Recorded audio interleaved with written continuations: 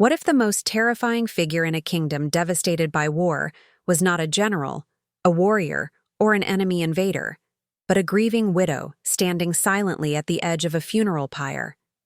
That question haunted everyone who watched The War Widow.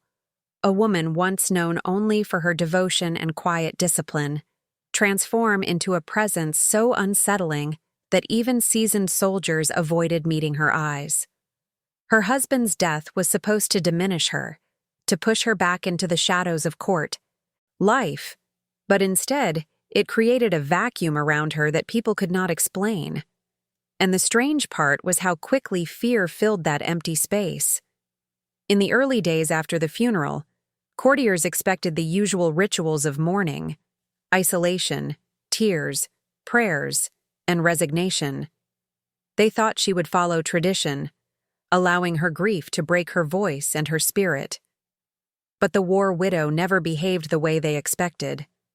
Servants whispered that she barely slept, that she wandered the corridors at night without a lamp, as if the darkness belonged to her, that she read the coded journal her husband kept during campaigns, tracing her fingers along the ink, like she was learning a language meant only for the battlefield. Even the guards posted outside her door said the silence inside her chambers felt heavier than any sound. The unsettling part was that no one could tell if she was mourning or preparing. Her posture changed, her tone sharpened, her presence grew cold and deliberate. Instead of collapsing beneath the weight of loss, she studied it, dissected it, wore it like armor. Rumors spread that she had begun meeting privately with men who once served under her husband, men who appeared at the estate after sunset and left before dawn, saying nothing to anyone. That was when the kingdom began to understand that something had shifted around her, something that made the air feel charged whenever she entered a room. But the kingdom only truly panicked when a handful of her husband's enemies began disappearing, quietly at first, then publicly enough that no one could pretend it was coincidence. People wondered whether she was finishing battles her husband never had the chance to win, or whether she was fighting a new one of her own creation. And though she said nothing, her silence weighed more than any declaration of vengeance. It was the silence of someone who had nothing left to lose and everything left to avenge. The deeper truth, the one no one dared to say aloud, was that her transformation forced people to confront their own fears, of women who grieve without breaking, of women who learn from the violence inflicted upon them, of women who turn loss into strategy instead of submission. Her presence alone challenged the fragile order that held the kingdom together after the war. And every day, someone new began to wonder what exactly she was planning behind those closed doors, and why the guards who entered her chambers never walked out with the same expression on their faces. And that uncertainty, that tightening knot of anticipation around every move she made, was what kept the entire kingdom awake at night. Because once a woman stops being afraid, the people who depend on her fear to maintain their power realize how little control they ever truly had. That was the real reason her story spread faster than any official decree, whispered through markets, barracks, temples, and noble halls alike. If anything in her transformation is already making you question what truly happened within that palace after the funeral. Share your thoughts in the comments, and let me know what part of this story resonates with you the most. And while you are here, make sure to like the video and check whether you are already subscribed, because what comes next will reveal why her rise became more disturbing than the war that took her husband in the first place, pulling us deeper into the shadows she left behind. The days following her unsettling transformation brought a different kind of tension to the kingdom, one that no soldier could fight and no priest could bless away. After whispers spread about the disappearances connected to the war widow, the political foundations of the realm began to tremble. The kingdom was already fractured after years of conflict, with borders weakened, nobles competing for authority, and generals returning home with more ambition than loyalty. In that fragile landscape, the presence of a woman who moved with quiet purpose disturbed the balance far more than open rebellion ever could.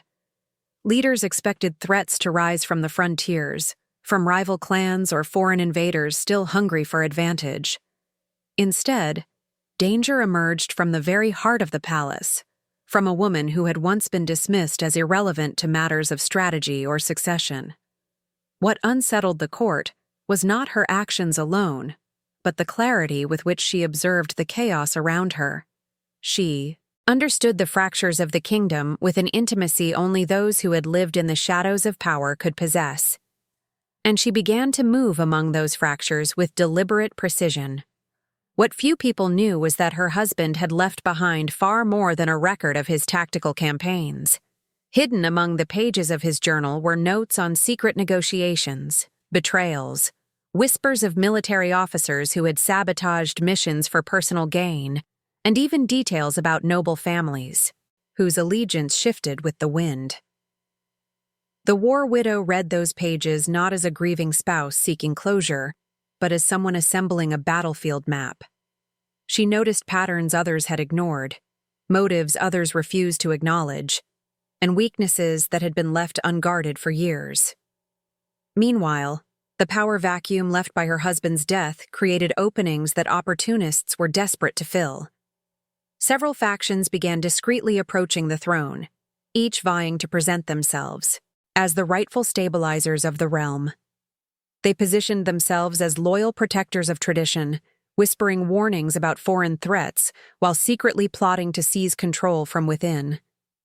The war widow moved quietly through the edges of these circles, observing, listening, gathering information that no spy could easily obtain. She knew the rivalries that simmered beneath polite conversation, the rivalries that could be leveraged with a few precise words or the right rumor released at the perfect moment. As tensions rose, she took advantage of something the kingdom had overlooked for too long, the fear that already lived in people's hearts. Those who returned from war bore scars that never healed, and those who remained at home carried their own anxieties about the future. This collective unrest created fertile ground for manipulation.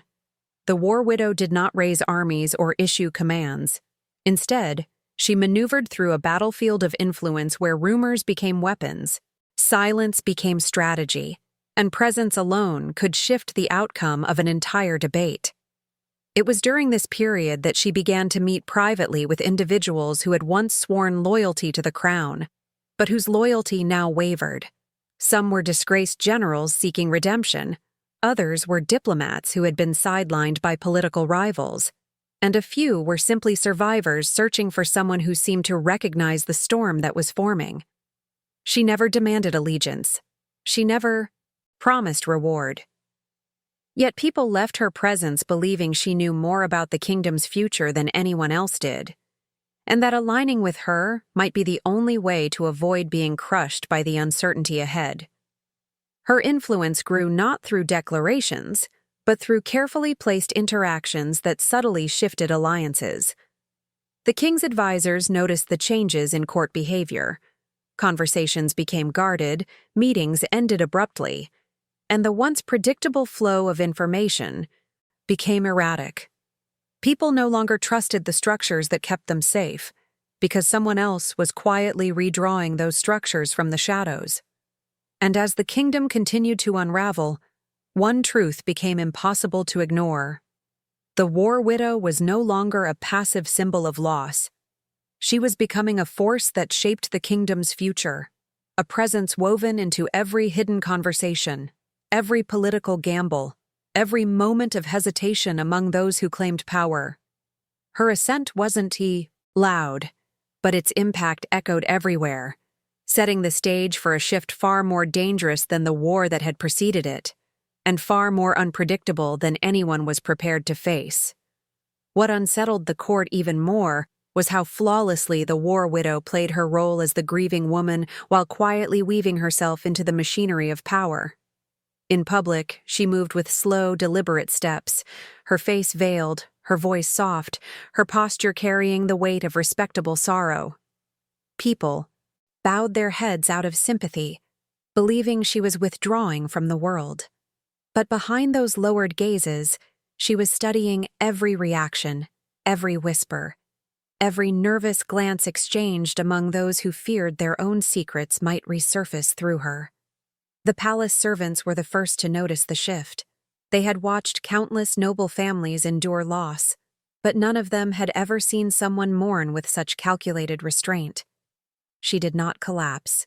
She did not cry in the icy courtyard. She did not scream to the gods for justice.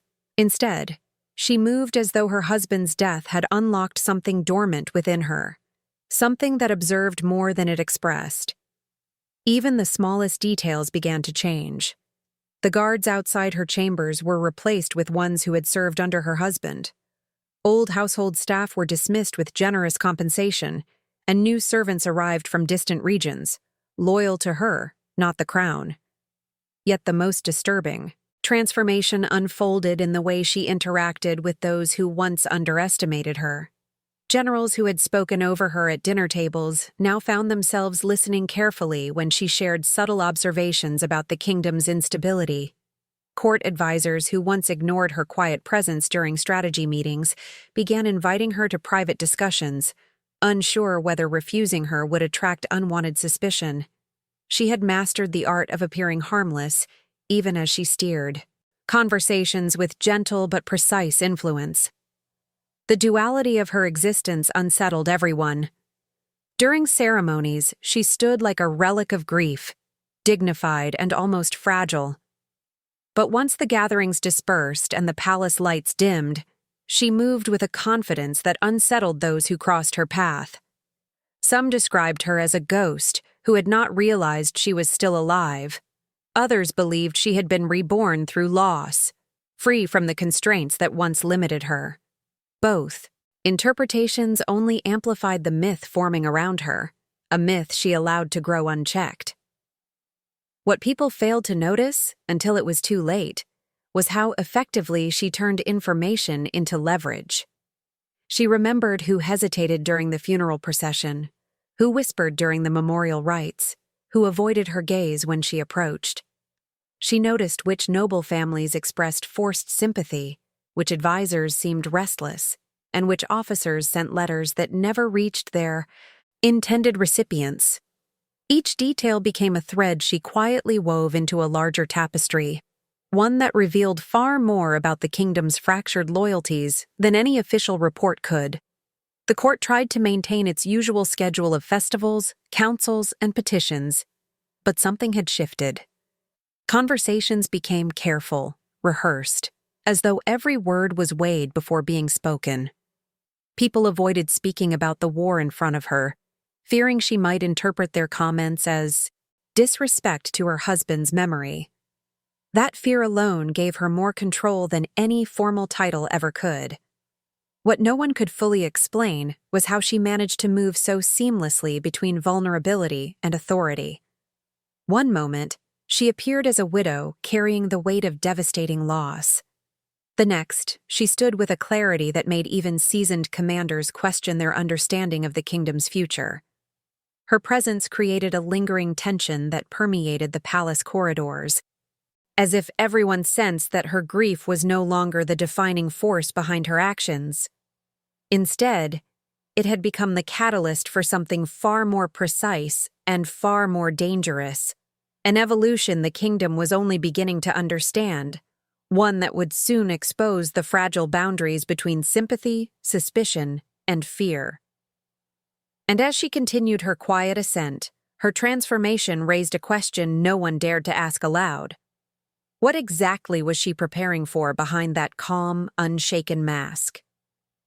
The deeper she moved into the political shadows of the kingdom, the more her alliances began to take shape in ways no strategist could have predicted. These were not formal agreements sealed with signatures or witnessed by the court.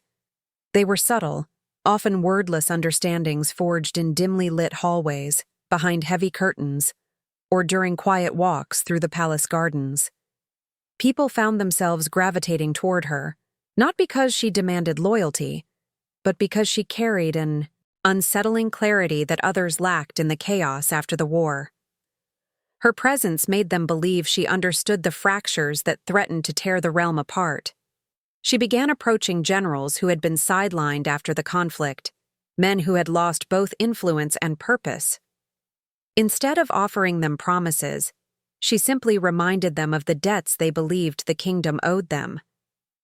Her voice remained calm, her words precise, and somehow these seasoned warriors felt seen in a way the crown had never managed.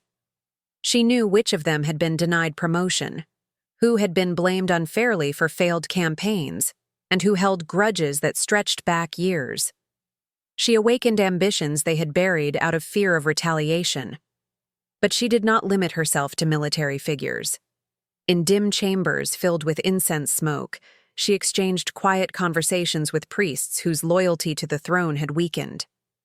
They were troubled by the recent political corruption and by a spiritual decline they believed the war had unleashed. The war widow listened to their concerns with a stillness that made them wonder whether fate itself was guiding her. She asked questions that challenged their assumptions, gently nudging them toward recognizing how much power they had lost while the court descended into infighting. The more they spoke, the more they became convinced that she understood truths the crown refused to accept. Her most unexpected allies, however, were those who once despised her husband. Former rivals and critics found themselves drawn to her quiet determination. She did not ask them to abandon their past or hide their resentment.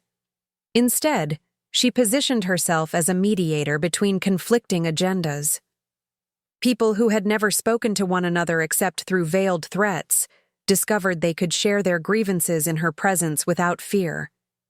And in that fragile trust she cultivated, a new network began to form, one that did not appear in any official record, yet stretched across every corner of the kingdom. Though none of these alliances were binding in the traditional sense, each one shifted the balance of power ever so slightly. The court noticed the change before they understood it. Invitations that once went to the king's advisors now diverted toward her estate. Messengers who once reported solely to military commanders began making discreet visits to her servants. Even foreign traders, sensing the wind turning, started, offering goods and information intended specifically for her hands. Every gesture, every whispered pledge, became another stone in the foundation of her growing influence. She never claimed authority openly. She never suggested rebellion. What made her terrifying was the way people slowly reorganized themselves around her without realizing what they were doing. Leaders who had once held absolute confidence now hesitated, fearing they might unknowingly cross a woman whose silence carried more weight than any crown decree. If this shift in hidden alliances is revealing something new to you about how power truly operates in the shadows, tell me in the comments what part of her rise feels most unsettling or unexpected. The rumors surrounding the war widow shifted from political speculation to something far darker the moment people began speaking about what happened inside her estate after nightfall. At first, the whispers sounded like the usual superstition that spreads in times of instability, claims that shadows moved strangely around her windows, or that strange scents drifted across the courtyard long after the servants had gone to sleep. But the accounts persisted, growing more elaborate, and soon even those who dismissed superstition found themselves wondering why no one could fully explain the nocturnal activity inside her home. Servants who worked there spoke of locked rooms that only she could enter, rooms that had not been opened even during her husband's lifetime. They said she spent hours inside them, surrounded by objects taken from old battlefields, relics from the war, and scrolls written in languages rarely used since ancient times. Some insisted they heard her speaking softly as though addressing someone unseen, not in grief, but in deliberate cadence, as if repeating instructions she wanted to memorize perfectly. One night, a guard assigned to patrol the outer grounds claimed he saw her standing in the courtyard, illuminated only by moonlight, placing small carved stones in a precise circular pattern. He swore she paused and tilted her head as if listening to something no one else could hear. The next day, he asked to be transferred, refusing to return to the estate. Word spread, and soon no guard willingly patrolled her grounds alone. What made these stories especially disturbing was that they aligned too closely with the recorded practices of old belief systems, traditions the kingdom had outlawed generations prior. Ancient rituals meant to invoke memory, fate, or vengeance were considered relics of a violent past. The war widow seemed to understand them with an intimacy that raised questions. Had her husband shared forbidden knowledge during the war, or had she uncovered it herself afterward? No one could say. But the timing of her nightly activities and the political shifts surrounding her made even the skeptics uneasy. Court advisors attempted to dismiss the rumors as attempts to discredit her, yet they themselves struggled to explain why influential figures who met with her returned with an uncanny sense of unease. Some said they felt as though she saw through them, reading emotions and intentions they had not spoken aloud. Others felt strangely compelled to reveal private information, as if her presence loosened the threads they had tied around their own secrets. A few refused to describe their encounters at all, insisting only that she was not what she appeared to be. Even clergy members, normally the first to expose false rituals or denounce superstition, grew cautious. Some avoided her entirely. Others visited her estate under the pretext of offering spiritual guidance, but returned pale and quiet, refusing to discuss the conversations they had. Their silence said more than any accusation could have. Yet the most chilling aspect of all was how seamlessly these rumors blended with her growing influence. People could not dismiss the idea that her midnight activities were connected to the sudden clarity she exhibited during political discussions, or the unsettling accuracy with which she predicted the behavior of rival factions. Whether her rituals were symbolic, strategic, or something deeper, they amplified the myth surrounding her transformation. And as the kingdom watched her steps with increasing apprehension, curiosity began to merge with fear. People wondered not only what she was doing behind those closed doors, but why her actions seemed to ripple across every aspect of the realm, leaving the impression that the night itself had become one of her most powerful tools. The first true wave of terror struck the kingdom when the punishments attributed to the war widow began to surface. Punishments so precise, so symbolically charged, that people realized they were not merely acts of vengeance. They were messages. The disappearances that had once seemed like isolated incidents now appeared as deliberate warnings sent to anyone who dared undermine her husband's legacy or question her growing influence. What terrified officials and commoners alike was how carefully each punishment mirrored the quiet, calculated nature of the woman they thought they understood. It started with a former officer who had openly criticized her husband's final campaign. He vanished for 3 days before reappearing outside the barracks, shaken and unable to speak. His hands bore markings carved with ceremonial patterns used centuries ago in trials of betrayal. When he finally regained his voice, he refused to explain what had happened, insisting only that he had misjudged the war widow and would never speak of that campaign again. His sudden obedience was unsettling enough, but what frightened the court was the precision with which those ancient symbols had been recreated, knowledge believed to have been lost generations earlier. Soon after, a noblewoman who had mocked the war widow's grief during a private gathering was found in the marketplace at dawn, her hair crudely shorn and her clothing dyed with the gray pigment reserved for public humiliations in old wartime punishments. No one saw who had done it. No one heard a struggle. And no one could explain how the act had been carried out in the center of the capital without witnesses. The symbolism was unmistakable, a reminder that mockery of the fallen was a crime once punished harshly under the old wartime code. People whispered that only someone with access to long-forgotten records, or someone who had learned from those who had lived through that brutal era, would know how to replicate the tradition so accurately. But the cruelty escalated when a soldier who had abandoned his post during the war was discovered at the edge of the forest with ritual chalk surrounding him. He claimed he had been taken by masked figures who interrogated him about the final days of her husband's campaign, demanding names of those who had betrayed strategic positions. He insisted the war widow herself had never appeared, but the questions he described were word for word from the interrogation methods her husband was rumored to use during battle. The soldier fled the kingdom shortly after, and stories of his trembling voice spread faster than any official proclamation.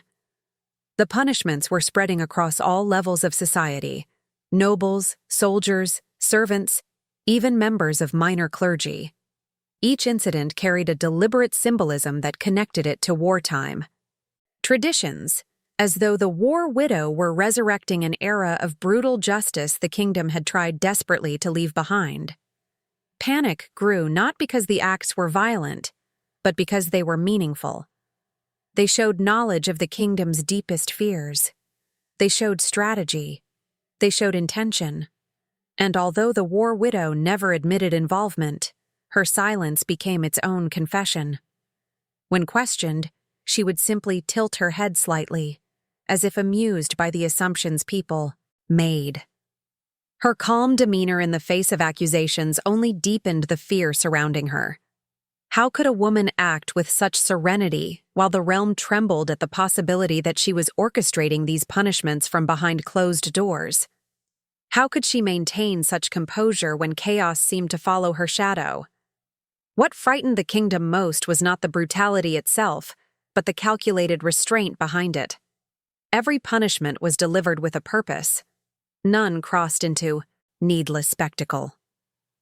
None revealed the identities of those who carried them out. It was the precision of a strategist, not the rage of a grieving widow. The message became clear. Whoever doubted her resolve would face consequences rooted in the very history the kingdom tried to bury. And as each new incident fed the mounting dread, one realization began to spread through the court like wildfire. Her power no longer depended on alliances, rumors, or whispers. It now lived in the fear of what she could do without ever raising her voice. Fear alone can crush a kingdom, but the war widow understood something even more potent. Fear that cannot be traced to its source becomes impossible to fight. While the punishments attributed to her created tremors across the realm, the psychological warfare she launched afterward shattered whatever stability remained. No army marched. No decree was issued. Instead, she manipulated the most fragile battlefield a nation possesses, the minds of those who believed they still held power. It began with letters. Not threats, not accusations, but short, cryptic notes delivered anonymously to nobles, officers, and priests. Some contained a single sentence referencing a forgotten mistake from their past. Others quoted phrases only their closest confidants should have known. A few included details from meetings assumed to have been held in complete privacy. The notes carried no signature, no seal, no symbol, yet everyone who received one felt the same, chilling certainty that the war widow had been listening far longer than anyone realized. Then the rumors intensified. Servants overheard advisors whispering that their colleagues were secretly aligning with her. Nobles accused one another of exchanging information behind the scenes. Clergymen hesitated before entering the palace corridors, scanning every shadow as if expecting someone to step from it. The suspect atmosphere grew so heavy that several high-ranking officials began moving with personal guards, not because they feared assassination, but because they feared being watched. The brilliance of her strategy lay in its ambiguity. No one could prove she orchestrated any of it, yet every shift in behavior traced back to her in some subtle way. A commander who once boasted openly about his battlefield exploits suddenly became hesitant, triple-checking every order he issued.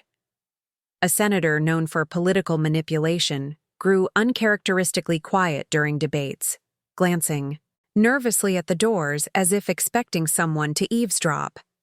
Even the Queen's most trusted advisor paused during council meetings, speaking in riddles to avoid revealing too much. And all the while, the war widow never raised her voice, never confronted her enemies directly. She didn't need to. By planting seeds of uncertainty, she made the realm question itself. People began to doubt their allies, fear their friends, and guard their own secrets more fiercely than ever. When trust dissolves, power splinters, and she understood this better than any general.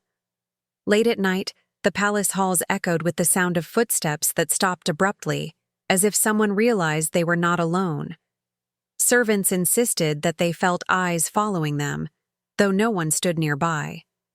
Patrols doubled across the capital, yet even the soldiers admitted they were more afraid of their own shadows than of any external threat. That was the power she held. She made the intangible feel present, the unseen feel deadly. The psychological pressure built until even the most confident leaders found themselves unraveling. Some withdrew from public life entirely. Others attempted to forge alliances behind closed doors, uncertain whether the people they trusted were already under her influence. A few fled the capital, fearing they would be the next to face the consequences of secrets they had hidden for decades. By the time the court realized what she had done, it was already too late. She didn't need armies. She didn't need titles. She controlled the kingdom by controlling the narrative it told itself, twisting fear into a weapon sharper than any blade her husband had ever carried. If this escalating psychological tension reveals something to you about the unseen forces that shape power, tell me in the comments what moment in her silent warfare struck you the most. As the psychological pressure tightened around the kingdom like an unseen noose, a shift began to take hold among those who once governed with unshakable confidence. The dread that had spread quietly through whispered rumors finally solidified into something more tangible. An unspoken agreement among the highest ranks that the war widow's rise could no longer be ignored. Her influence had become too pervasive, her silence too dangerous, and her ability to reshape the political landscape too unpredictable. What started as unease transformed into a coordinated effort to contain her before she became untouchable. It began with private meetings held in locations chosen for their isolation. Abandoned towers, secluded chambers beneath the palace, remote hunting lodges tucked away in the forest. The people who gathered there were the kingdom's most powerful figures.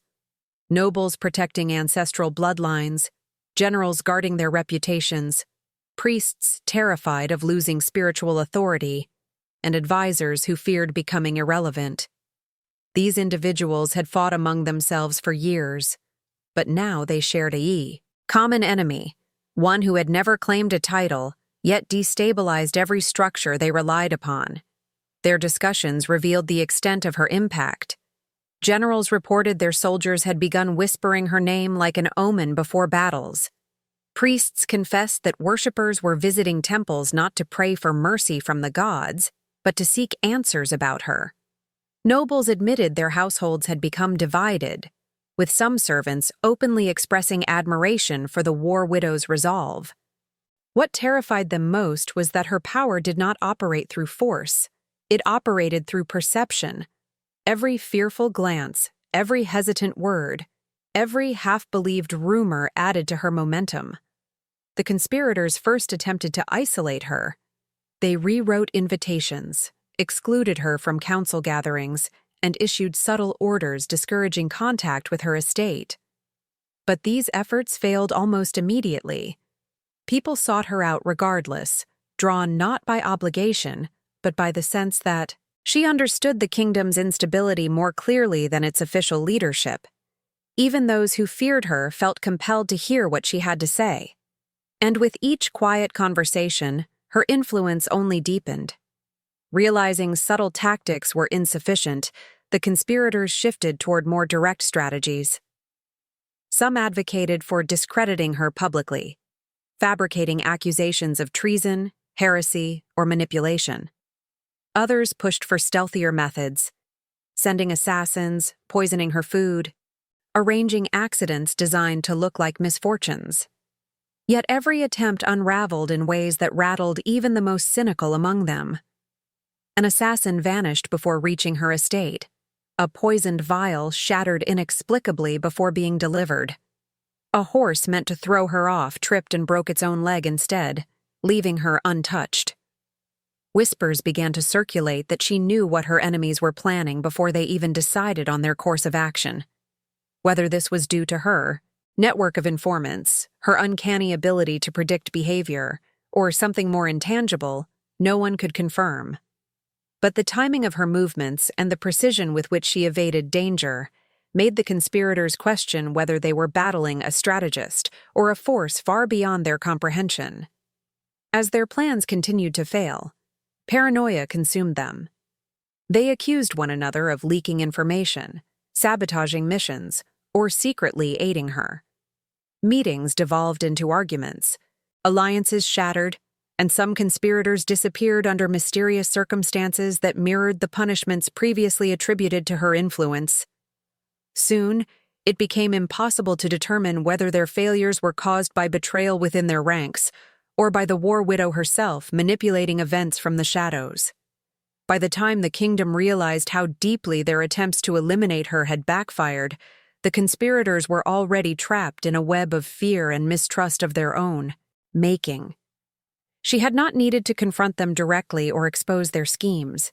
Their downfall emerged naturally from the instability she had nurtured, an instability born from the very fear that had once made them believe they could control her fate.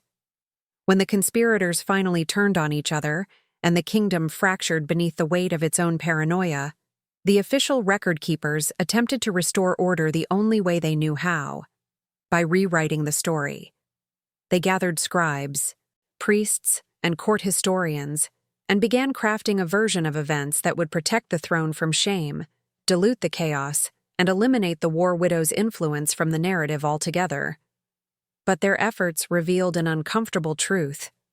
The more they tried to contain her legacy within the rigid boundaries of an official chronicle, the more her presence slipped through their fingers. The authorized account reduced her to a tragic figure, a woman who, overwhelmed by grief, descended slowly into madness. In the royal archives, the punishments she orchestrated were described as fabrications created by fearful citizens. Her alliances were dismissed as coincidences or misunderstandings. Her psychological influence was attributed to popular superstition rather than strategic intelligence. And the failed conspiracies against her were reframed as minor disputes unrelated to her existence.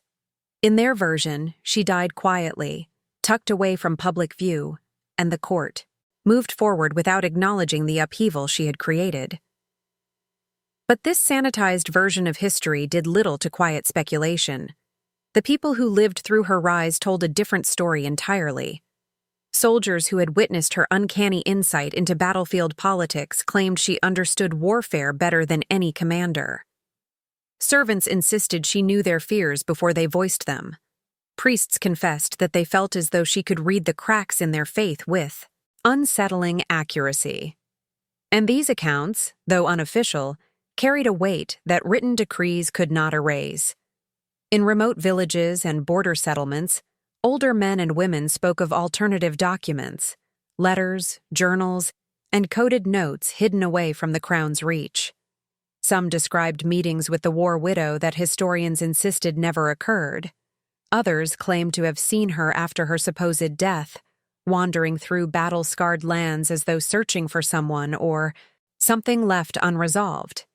These accounts varied wildly, yet they shared one consistent pattern. They portrayed her not as a monster, but as a strategist whose actions unsettled those who feared the strength of a woman with nothing left to lose. This divergence in narratives exposed a fracture deeper than any political divide. The kingdom tried desperately to control how future generations would interpret her legacy, but the truth resisted such containment. Some believed she was a victim of propaganda, demonized by leaders threatened by her growing influence. Others insisted she was far more dangerous than any version suggested, her silence hiding intentions no one ever fully understood. A few even theorized that she continued shaping events long after the court declared her story finished, her presence lingering in decisions that lacked rational explanation. What unsettled the royal historians most was that the alternative stories were spreading faster than the official ones. Travelers brought them from distant cities, merchants passed them through markets, soldiers whispered them around campfires. These tales refused to fade, refusing to let her memory be buried beneath the weight of political convenience.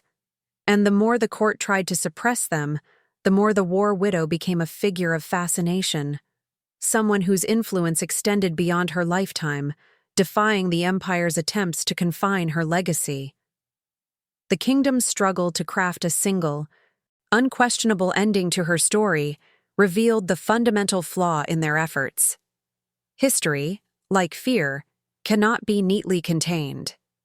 And the war widow, who mastered both with quiet precision, slipped into the realm of legend, not because the court wanted it, but because the people who witnessed her rise knew that the truth was far more complex than the crown dared admit. In the end, the kingdom found itself clinging to fragments, contradictory accounts, whispered testimonies, and scattered documents that refused to align into a single coherent story. The war widow had become something larger than the events that shaped her. Her presence lingered not only in archives or forbidden texts, but in the uneasy silence that settled over the palace whenever her name was mentioned. Those who claimed to have known her spoke with a kind of reverent caution, as though describing a force rather than a person. And those who feared her influence continued to insist she had nearly torn the kingdom apart, with nothing but calculation, patience, and an understanding of human weakness deeper than any ruler before her. What remained undeniable was the impact she left on every institution that had underestimated her. The military, shaken by her ability to expose hidden disloyalty, quietly revised its command protocols, fearful that similar vulnerabilities might be exploited again. The clergy tightened its grip on rituals the war widow was rumored to have reclaimed, trying to erase traces of the old practices she seemed to know so intimately. Nobles restructured their alliances, wary now of how quickly influence could shift when fear entered the room. Even common families passed down stories of her actions, reshaping her into a figure half heroic, half haunting, depending on who told the tale. Yet her true legacy emerged not from the punishments or the political turbulence she incited, but from the questions she forced the kingdom to confront. How easily could grief be mistaken for weakness? How dangerous could a single individual become when stripped of everything except clarity of purpose? And most unsettling of all, why had the realm been so terrified of a woman who simply refused to play the role they had written for her? These questions lingered long after her name disappeared from official transcripts, echoing through the halls of power, where leaders now measured their decisions against the shadow she left behind. For years afterward, wandering, chroniclers and foreign scholars sought evidence of her final days. Some claimed she vanished into remote borderlands, following the trail of rumors that her husband had learned from forbidden sources. Others argued she continued her political maneuvering under different identities, shaping the kingdom from the edges rather than the center.